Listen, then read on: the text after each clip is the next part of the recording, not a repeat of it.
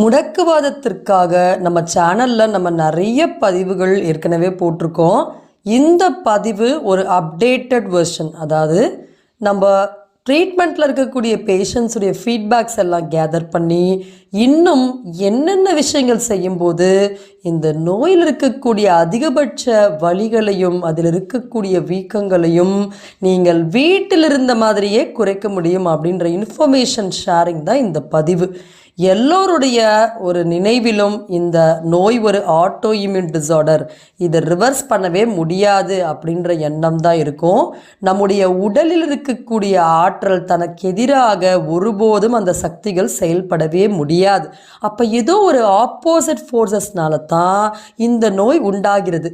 அதற்கு காரணம் அதிகபட்சமாக பல நாட்களாக நம் உடம்பில் தேங்கி இருக்கக்கூடிய சளிக்கழிவுகள் தான் இந்த ஒரு